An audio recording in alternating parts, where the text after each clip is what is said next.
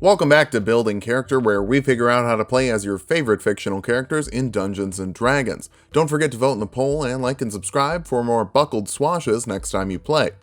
Maybe. Today we're building classic vigilante Zorro, a huge influence on Batman creator Bill Finger. So if you like the Caped Crusader who decks himself in all black, you'll probably also like Batman, even if he's a little less popular than Zorro. Dress in black, remember that, just in case we ever face to face and make contact. The title held by me, MIB, means what you think. Let's start off with our goals for this build. First, we need to have amazing skills with a blade, like greatest swordsman ever skills. Next, we'll make sure that we're nimble enough to pull off some incredible acrobatic feats. Finally, we'll get the ability to truly humiliate our foes with some fancy techniques. For stats, we're using the standard point array from the player's handbook. Roll for stats if you want, just make sure to pay attention to dexterity and wisdom. Dexterity is number 1, obviously, you're winning fights with your skill and cunning, not brute force. Charisma next, you're as charming as a fox. Unless you've heard the horrifying sound foxes make, then you know that that's not really the case. Wisdom after that, you and Tornado get along well, and you've got to have sharp senses to avoid the law. Follow that up with intelligence, you're no dummy, and because you're no dummy, you wouldn't dump Constitution,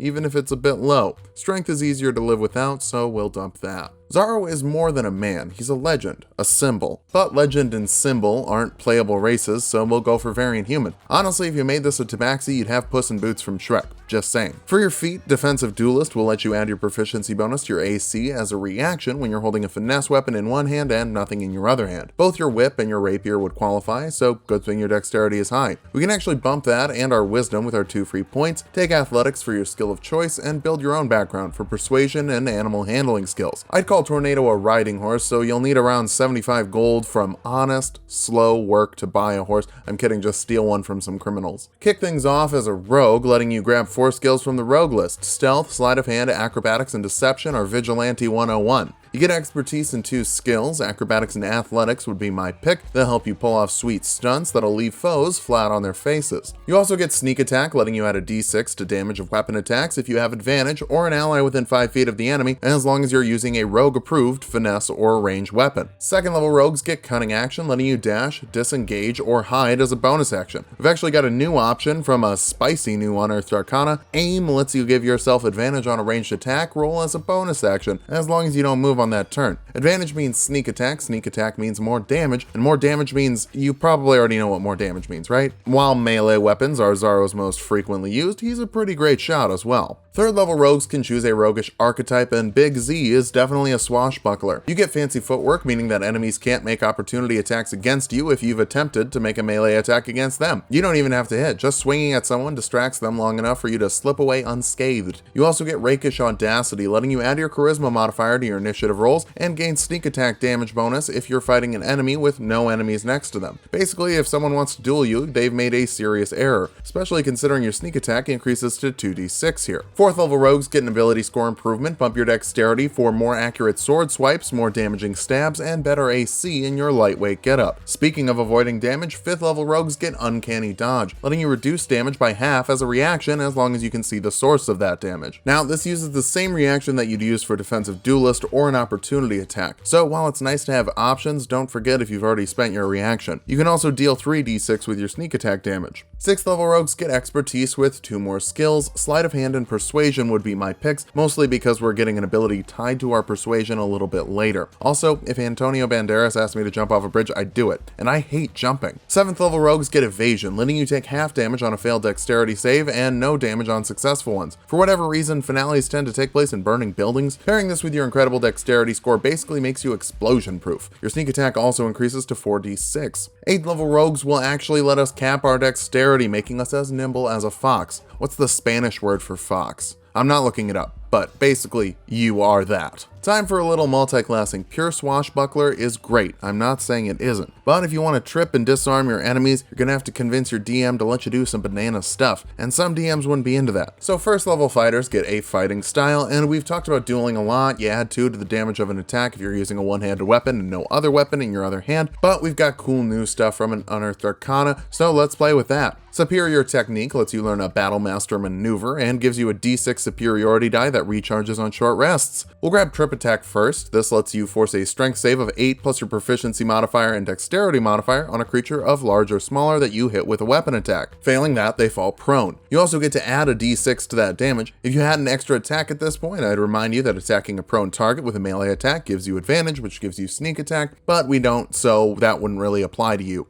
Yeah. You also get Second Wind, letting you heal 1d10 plus your fighter level as a bonus action once per short rest for a little bit of extra swashbuckling energy. Second level fighters get Action Surge, letting you make an extra action once per short rest so you can follow up that tripping attack with a sneak attack. Important point, you can only use sneak attack once per round, but your regular attack is still pretty great damage. Third level fighters can choose a martial archetype. The Battle Master will get to learn 3 maneuvers and get 4 superiority die, which are d8s. I wasn't able to find a definitive answer on whether or not this upgrades the d6 you got from the first level, but I believe it does. Check the comments, someone will either know or just comment confidently enough that it seems like they do. For your maneuvers, Disarming Strike is just like Tripping Attack, but instead of knocking them prone, it forces them to drop something they're holding when they fail a strength check. You can also use it on creatures of any size, so if a dragon is holding on to some sacred relic MacGuffin you need, you can yoink it from them. Pushing Attack is another strength save, adding a d8 to the damage and pushing the target back 15 feet if they fail. This one does have to be a larger or smaller creature, so unfortunately you can't use this to drop a Tarrasque down a canyon. Faerun Zorro is fighting way weirder stuff than regular Zorro did. Riposte lets you use your reaction to attack an enemy that misses you with a melee attack, adding a d8 to the damage roll. Again, you've only got one reaction per round, so pick and choose with your plethora of other options. Finally, you're a Student of War, giving you proficiency with a set of artisan's tools, and from the way you carve that Z, it looks like you're using calligraphy, which is great because calligraphy is super OP as a skill. 4th level fighters get an ability score improvement. Charisma is really important for swashbucklers, I'd go for that. I've teased a persuasion based ability later, and you can already add it to your initiative. With +8, nobody outspeeds Zorro.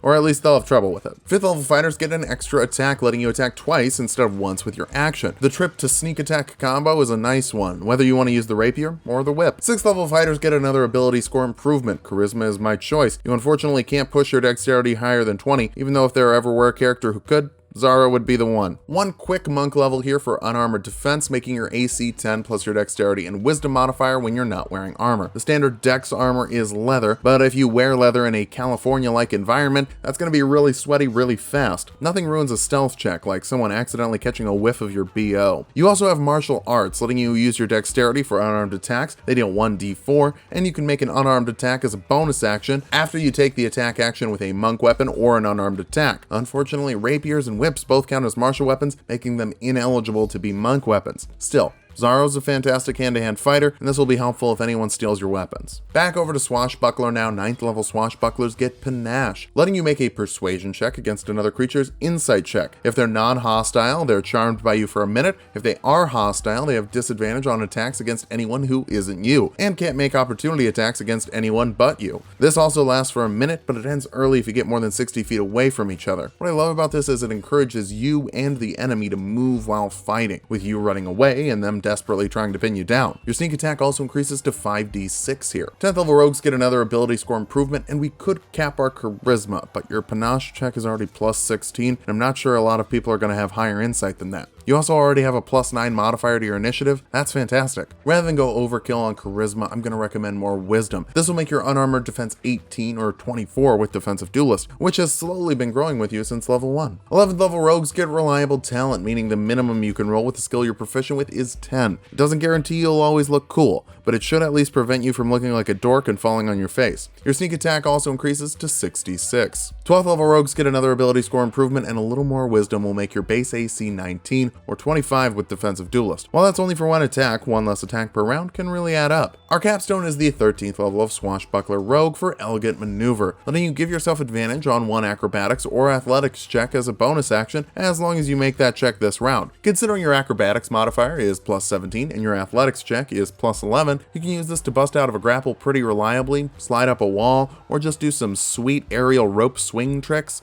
I really love swashbuckling stuff, folks. It's my absolute favorite. Thanks for voting for this this character. And your sneak attack increases to 76. Now that we've hit level 20, let's figure out how viable this build is. First, you're a fast boy with +9 to initiative and mobility options from cunning action. Next, you've got so many fun toys to use in combat with maneuvers, panache, and extra attack letting you mix it up every round. If variety is the spice of life, this build is extra spicy. Finally, you're great at reducing incoming damage, with defensive duelist, uncanny dodge, and evasion all helping you slip away from the consequences of your vigilante justice. For weaknesses, you may actually have too many options with a huge buffet of tools, but the same amount of actions, bonus actions, and reactions as every other character. You also don't have access to any magical damage, so higher level enemies might resist or be fully immune to your damage. Finally, you're pretty low on health, with a little over 100 HP if you rolled well, meaning that if you don't reduce that damage, you may be out for your last ride. But that's why you hit and run. Throw your mask on, get some hits in, then get out of there. Just remember, you're great at fighting smaller level, street level injustice. Bigger monsters might send this fox on the run. Thanks for watching. If you liked the video, subscribe for more. We make 2 videos every week. Click the top right corner of the video to vote in the redemption poll for Krieg from Borderlands 2, Mr. Freeze from Batman, or Shield Hero from the Rising Shield Hero. And check out my Let's Play channel, Tulok and Mango. It's very fun. Goodbye.